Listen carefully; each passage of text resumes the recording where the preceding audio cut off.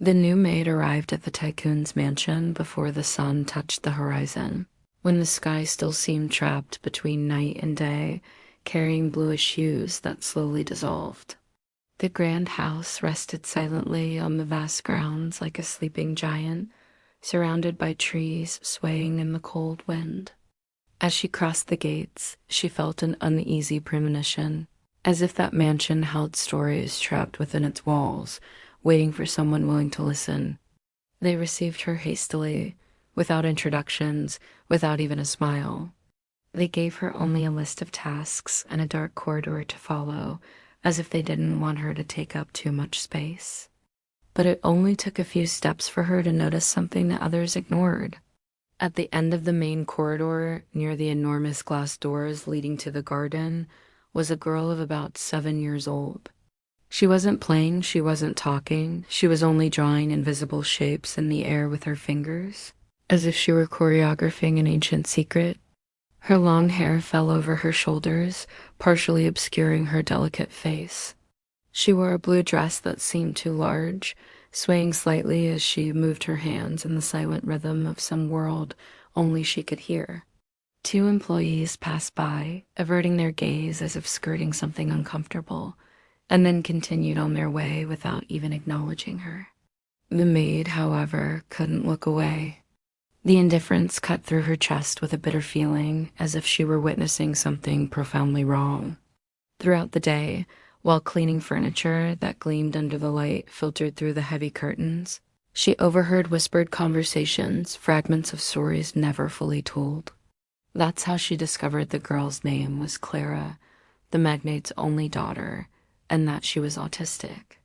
She also learned that many of the employees avoided interaction, not out of explicit cruelty, but out of a mixture of ignorance, fear, and haste.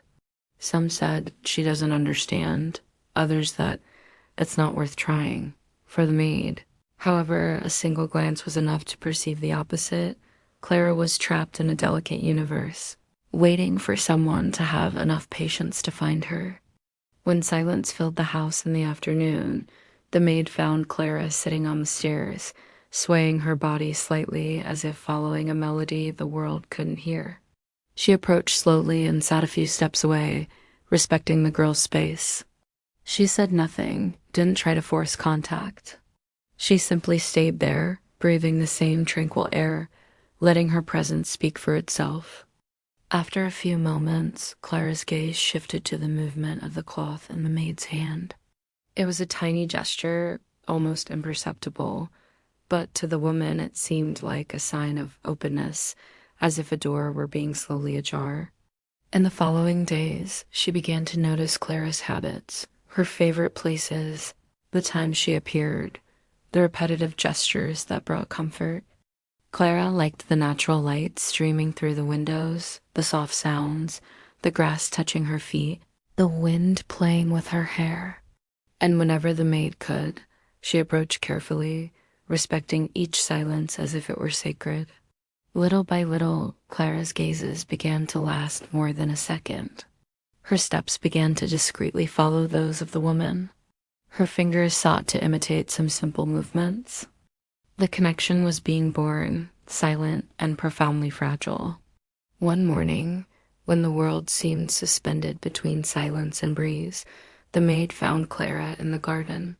The girl twirled slowly, her arms outstretched as if playing invisible notes floating in the air. The sunlight reflected on her blue dress, creating a magical halo around her. The maid watched in silence, feeling that she was witnessing something intimate and precious. Suddenly, Clara stopped, fixed her eyes on the woman for the first time. She truly fixed them and extended her small hand, trembling slightly. Her voice came out almost as a whisper, fragile and intense. "Dance with me." The phrase pierced the maid's heart forcefully. She hadn't expected a request, much less one so simple and laden with meaning. The few employees who had been watching from afar stood motionless, as if witnessing something impossible unfold. But the maid didn't look at them. She simply walked slowly to the girl, raised her hand, and gently touched hers. Then they began to move together, turning softly, following the invisible rhythm that Clara created. The girl smiled, a small but genuine smile, and at that moment the maid knew she would never forget it.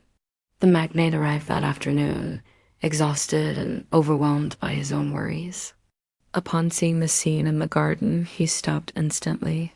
He stood motionless, his expression filled with shock and something that seemed like an old pain. Clara rarely let anyone get close. She almost never took the initiative. He watched for long seconds, seeing his daughter twirl gently, feeling a mixture of astonishment and guilt. For so many days he had remained too distant, too busy, too absent. Clara noticed his presence and took a few steps back, wilting like a flower struck by a strong wind. The imaginary music dissolved and the garden returned to silence. The maid remained motionless, respectful, waiting for his reaction. The magnate, his breath trembling, approached and thanked her in a low, almost broken voice, as if admitting a painful truth.